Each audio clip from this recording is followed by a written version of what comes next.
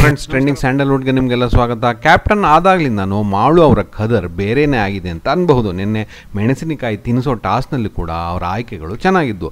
ಇವತ್ತು ಕೂಡ ಮೊದಲಿಗೆ ಸೆಗಣಿ ನೀರಿಗೆ ಅತ್ಯುತ್ತಮವಾಗಿ ಧ್ರುವಂತ್ ಅವರನ್ನ ಆಯ್ಕೆ ಮಾಡಿದ್ದಾರೆ. ಕಳೆದ ವಾರ ಧ್ರುವಂತ್ ಹಾಗೂ ಚಂದ್ರಪ್ರಭಾ ಅವರು ಪತ್ರದ ಟಾಸ್ನಲ್ಲಿ ಬಿಟ್ಟುಕೊಟ್ಟ ಒಂದು ಕಾರಣವೂ ಕೂಡ ಮಾಳು ಅವರಿಗೆ ಕ್ಯಾಪ್ಟನ್ಸಿ ಆಗೋಕ್ಕೆ ಸಹಾಯ ಮಾಡಿತ್ತು. ಆಗ ಮಾಳು ಅವರು ಸಮಯ ಸಿಕ್ಕಾಗ ನಿಮ್ಮ ಸಹಾಯಕ್ಕೆ ಪ್ರತಿ ಸಹಾಯ ಮಾಡ್ತೀನಿ ಅಂತ ಕೂಡ ಹೇಳಿದ್ರು.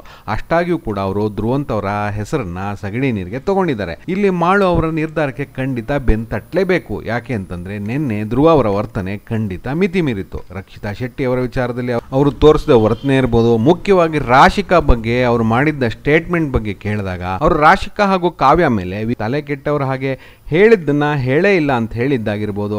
ಖಂಡಿತ ಸೆಗಣಿ ನೀರಿಗೆ ಅವರು ಅರ್ಹರಿದ್ರು. ಮಾಳು ಅವರು ಉಪಕಾರದ ಕಟ್ಟಿಗೆ ಬೀಳದೆ ಅವರ ಹೆಸರನ್ನ ತಗೊಂಡಿರೋದು ಖಂಡಿತ ಶ್ಲಾಘನೀಯ. ಇನ್ನು ತಮ್ಮ ಇಮ್ಯುನಿಟಿಯನ್ನು ಕಳ್ಕೊಂಡಿರೋ ಕಾಕ್ರೋ ತಮ್ಮ ಅಸ್ತಿತ್ವಕ್ಕೋಸ್ಕರ ನಿನ್ನೆಯಿಂದ ಭಯಂಕರ ಮಾತು ಹಾಗೂ ಪಂಚ್ ಡೈಲಾಗ್ ಎಳೆದಿದ್ದಾರೆ. ಅವು ಕೆಲವು ಕಡೆ ವೀಕ್ಷಕರಾಗಿ ಮಜಾ ಕೊಡ್ತಿದೆ ಅಂತಲೂ ಅನ್ಬಹುದು. ಆದರೆ ಅವರು ಇಲ್ಲಿ ಮಾಳು ಅವರ ನಿರ್ಧಾರ ಪ್ರಶ್ನೆ ಮಾಡ್ತಾ, ಧ್ರುವ ನಿಮ್ಮನ್ನ ಕ್ಯಾಪ್ಟನ್ ಮಾಡೋದ್ನಲ್ಲ, ಅದಕ್ಕೆ ಅವನ ತಲೆಯಲ್ಲಿ ಸೆಗಣಿನೇ ತುಂಬಿರೋದು ಅಂತ ಕುಹಕ ಆಡಿದ್ದಾರೆ. ಅದಕ್ಕೆ ಮಾಳು ಪ್ರತ್ಯುತ್ತರ ನೀಡ್ತಾ, ನಾನೇನು ಹುಚ್ಚ ಅಲ್ಲ ಅಂದಿದ್ದಕ್ಕೆ ಮತ್ತೆ ಪಂಚ್ ಡೈಲಾಗ್ ಹೊಡೆದಿರೋ ಕಾಕ್ರೋಚ್, ಹುಚ್ಚಿಡಿಯೋಕ್ಕೆ ಮೆದುಳಿರಬೇಕು, ನಿನಗೆ ಅದೇ ಇಲ್ಲ ಅಂತ ಹೇಳಿದ್ದಾರೆ. ಇನ್ನು ಕ್ಯಾಪ್ಟನ್ ಮಾಳು ಮತ್ತೊಂದು ಒಳ್ಳೆ ನಿರ್ಧಾರ ತಗೊಳ್ತಾ ರಾಶಿಕಾಗೆ ಕಸ ಅನ್ನೋ ಬಿರುದು ಕೊಟ್ಟಿದ್ದಾರೆ. ಎಂದಿನಂತೆ ರಾಶಿಕಾ ತಮ್ಮ ಕೀರು ದನಿನಲ್ಲಿ ಕೀರ್ತಾ, ನನಗೆ ಕಸ ಅಂತ ಯಾಕೆ ಕೊಟ್ರಿ ಅಂತ ಆನ್ಸರ್ ಮಾಡಿ ಅಂತ ಹೇಳಿದ್ದಾರೆ. ಅದಕ್ಕೆ ಮಾಳು, ನಾನಾಗಲೇ ಹೇಳದ್ನಲ್ಲ ಅಂತ ಹೇಳಿದ್ರೆ ಹತಾಶೆನಲ್ಲಿ ಥೂ ಅಂದಿದ್ದಾರೆ ರಾಶಿಕಾ. ಅದಕ್ಕೆ ಮಾಳು, ತೂಗಿ ಅಂತ ಅನ್ಬೇಡಿ ಅಂತ ಹೇಳಿದ್ದಾರೆ. ಇಲ್ಲಿ ಎಂಟ್ರಿ ಕೊಟ್ಟಿರೋ ಕಾಮಿಡಿ ಕಿಂಗ್ ಗಿಲ್ಲಿ ಅವರು ರಾಶಿಕಾನ ಉರ್ಸೋಕೆ ಯಾಕೆ ಹಿಂಗೆ ಆಡ್ತಿದ್ಯಾ ಅಂತ ಅಂದಿದ್ದಾರೆ. ಅದಕ್ಕೆ ರಾಶಿಕಾ, ನೀನು ಬಾಯಿ ಮುಚ್ಕೊಂಡಿರೋ ಗಿಲ್ಲಿ ಅಂತ ಹೇಳಿ ಮತ್ತೆ ತೂ ಅಂತ ಹೇಳಿದ್ದಾರೆ.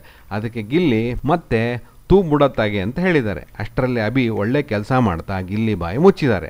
ಅದಕ್ಕೆ ತೀರಾ ಉರ್ಕೊಂಡ್ರೋ ರಾಶಿಕಾ ಪದೇ ಪದೇ ತೂ ಅಂತ ಹೇಳಿದ್ದಾರೆ. ಕಳೆದ ವಾರ ಗಿಲ್ಲಿ ಅವರ ಬದ್ಧ ವೈರಿಯಾಗಿದ್ದ ರಿಷಾ ಗೌಡ ಅವ್ರ ಜೊತೆ ಸರಸ ಸಲ್ಲಾಪ ಮಾಡಿ ಈಗಾಗಲೇ ಒಂದ್ಸತಿ ಗಿಲ್ಲಿ ತೊಂದರೆ ಮಾಡ್ಕೊಂಡಿದ್ದಾರೆ. ಈಗ ಇವರ ಇನ್ನೊಬ್ಬ ಬದ್ಧ ವೈರಿ ರಾಶಿಕಾ ಜೊತೆನೂ ಈ ರೀತಿ ಟಾಸ್ಕ್ನ ಸಮಯ ಅವರನ್ನ ಕಾಮಿಡಿ ಮಾಡೋಕೆ ಹೋಗಿ ಗಿಲ್ಲಿ ಮತ್ತೊಮ್ಮೆ ಕಷ್ಟಕ್ಕೆ ಸಿಲುಕೊಳ್ಳದೆ ಇರಲಿ ಅನ್ನೋದು ನಮ್ಮ ಆಶಯ.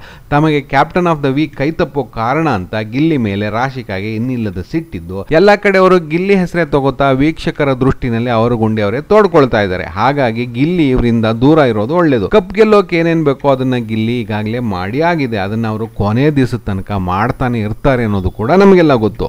ಆದ್ರೆ ಅವರು ಈಗ ತುಂಬಾ ತುರ್ತಾಗಿ ಮಾಡಬೇಕಾಗಿರೋ ಕೆಲಸ ಅಂದ್ರೆ ಕಪ್ ಉಳಿಸ್ಕೊಳ್ಳೋಕೆ ಏನ್ ಮಾಡಬೇಕು ಅದು.